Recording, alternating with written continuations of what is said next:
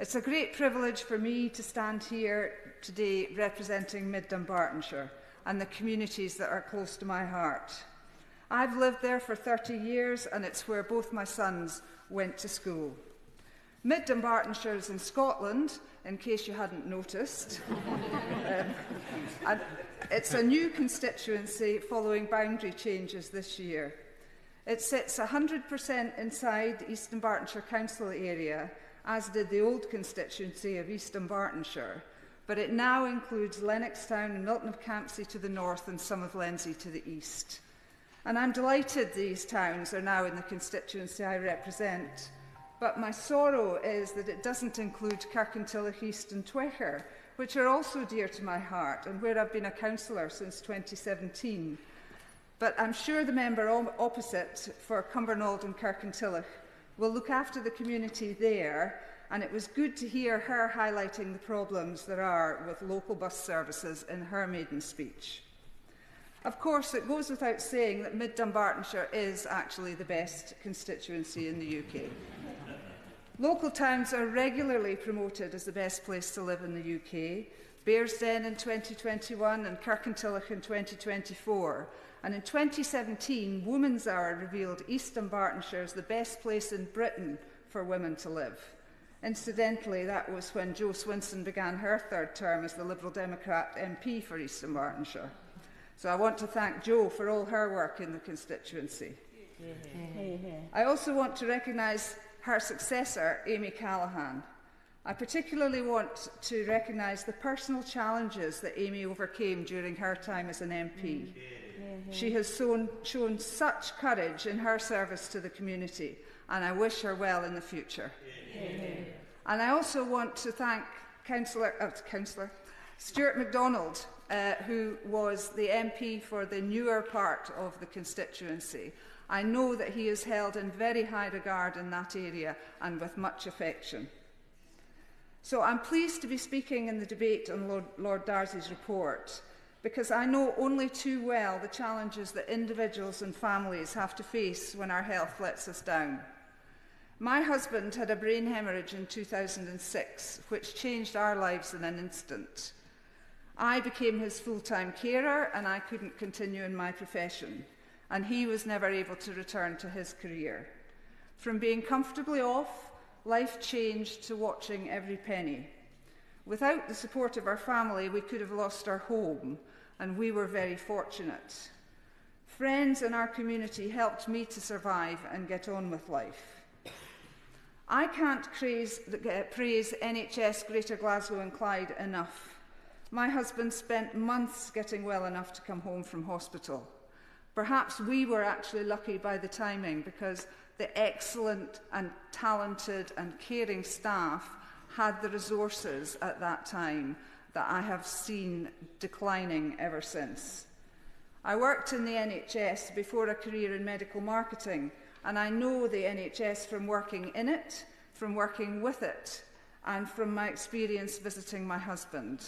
And latterly, I have been aware of the integration of health and social care through my role in the council. So I know the pressures that professionals are under, good, kind, caring professionals, to become as efficient as possible, and they are absolutely doing their best to do that.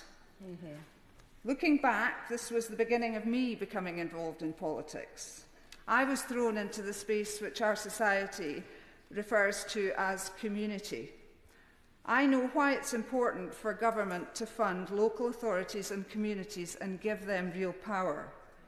They prevent costs to the NHS every day by stopping the revolving door of treatment, discharge home, relapsing back into treatment.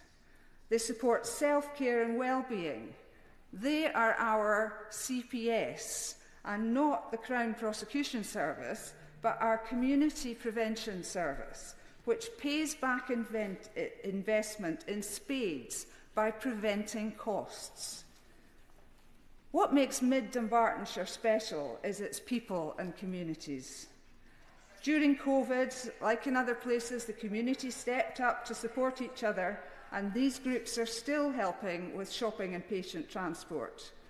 There are groups of volunteers fighting climate change, reducing social isolation, providing mental health support, peer support, supporting carers, providing financial advice, helping with housing problems, looking after community buildings, preserving our heritage, knitting for peace, promoting fair trade, performance art and more.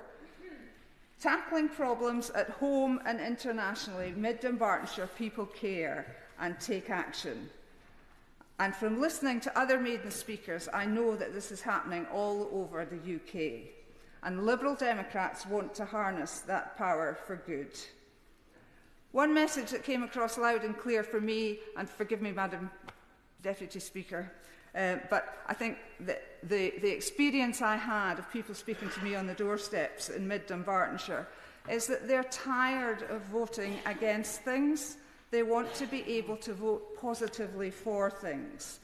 And in Mid Dunbartonshire, we have Thomas Muir of Hunters Hill from Bishopbriggs, who was a famous son. And he lived at the end of the 18th century, and he was a strenuous advocate of equal representation of the people in the House of the People, where I stand today. In his words, "I have devoted myself to the cause of the people. It's a good cause, and it shall ultimately prevail. It shall finally triumph." The fight for fair votes prompted revolution at the end of the 18th century, and Thomas Muir was found guilty of sedition and transported to Australia for his efforts. In the 19th century, it took 3 Reform Acts of this House to slowly extend voting rights for men.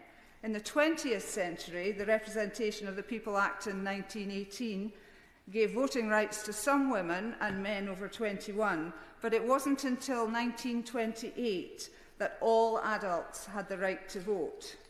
And today, in the 21st century, the call for better democracy continues. The turnout in Mid Dunbartonshire for this election was almost 72%, but many constituencies had a turnout in the low 40%, and the result shows a clear failure to engage a huge number of voters. So very quickly, I call on the government to consider the mandate that the result of the election gave them carefully, to treat every potential voter with dignity and respect, and make the change to give every vote an equal weight, no matter where it is cast.